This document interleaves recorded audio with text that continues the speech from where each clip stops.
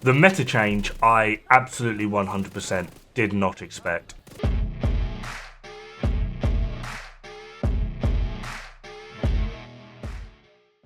For the PTS, I made a prediction of what the new solo meta would be, and boy was I wrong. Although the build portrayed in this video isn't the worst build, it will certainly clear quite a lot of content. It was doing fine without the changes before the PTS, that was on live server, but it hinged on two things. One, Glass Cannon actually having its buff placed into the game, which it didn't, and two, me thinking the devs won't be so stupid to buff the 3-piece Walker and Harris, but they would buff the 2-piece, giving us 10% damage to armor. Yeah, it just goes to show you can lead a horse to water, but you can't make it think. Yeah, they went and buffed the damage to health, because it's not like ARs are the most popular weapon and have 21% damage to health on them. So yeah, that is basically the reason that prediction fell through, mostly the Walker and Harris side of things. However, what did shock me is one, doing preliminary testings with Chatterbox with damage to targets out of cover. Two, the changes to Intimidate. Now again, I do need to stress, PTS, we do not know if all of this is coming into the game, so it might change, but as it stands right now, your new solo meta is kind of had a bit of a switch up. So on the current live service, Perfect Intimidate gives a 47.75% multiplier, Intimidate gives 40.71% multiplier, Glass Cannon with Vigi gives 56.25%, Perfect Glass Cannon with Vigi gives 62.5%, and then Obliterate with Vigi gives 50%. As you can see, combining a chest and backpack damage talent will outperform Intimidate, and Perfect Intimidate totally, like completely.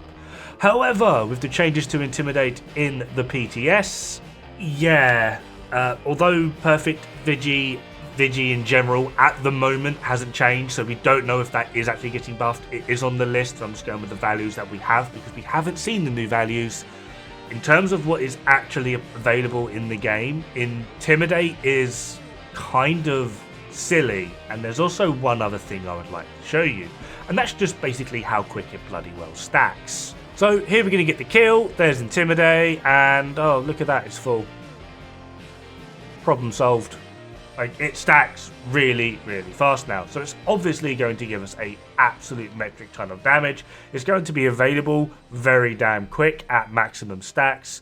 So by this point, you're probably going, oh, well, the meta's probably going to be Intimidate Bloodsucker for solo. Simply just because, one, with things like Ouroboros, like our DPS is already insane.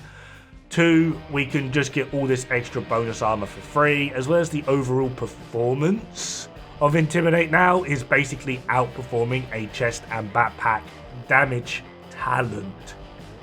One item is outperforming two.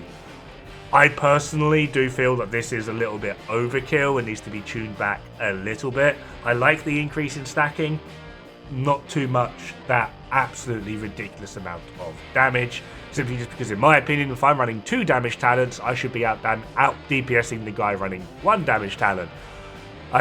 There's give and take. There always has to be some form of give and take.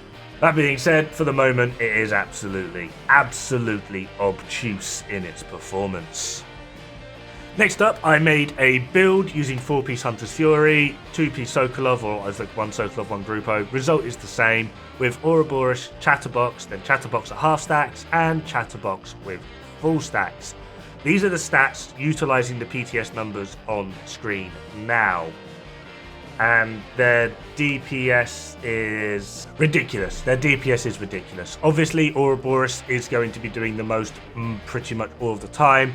Chatterbox with no stacks is like a 50% decrease. Chatterbox at half, I've equated half to be 3, which is a 60% increase in its fire rate, and then at a 100% increase in Chatterbox's fire rate, giving it 1,400 RPM. It is just edging out Ouroboros by like 0.2%. So Chatterbox now, providing you could keep the buff, is actually a worthy contender. However, just in general now, Chatterbox is, outside of Ouroboros, the best SMG in the game. Because it's kind of silly the amount of utility that this weapon gives you. 1, the RPM increase. 2, the refill on the mag. When the refill on the mag comes from that magical void rather than your actual ammo pool. So it's going to be very, very powerful, especially if you like running directives. All you really need to do is get like 1 or 2 mags worth of ammo and just make sure you kill things. Due to the amount of DPS that's now available to us, along with our kill time, getting bonus armor per kill as well as 20% armor on kill. There's no reason for blues whatsoever on this build. I mean, you can see, look, just melted. Bye, have a good day, mission complete. So the build I was running for this is as follows. You can go 2-piece Sokolov. I went Sokolov Grupo because I didn't have like another Sokolov piece. 4-piece Hunter's Fury, and then Ouroboros or Chatterbox. Everything is crit damage rolled on Hunter's Fury. The chest and the backpack is crit chance, crit damage. If you go Ouroboros, you want 1 crit chance mod, 2 crit damage mods. If you go Chatterbox, you want 3 critical hit damage mods. Just simply because Ouroboros has a 10% mod attachment, whereas Chatterbox has a 15. Who knew? It's been a while since we've used Chatterbox, I feel like. So yeah, this is the build I was running, and this is basically outperforming basically everything I tested in the PTS, minus swapping out those 4-piece Hunter's Fury to something like Strikers. Have fun, good luck, don't die, it's bad for the health.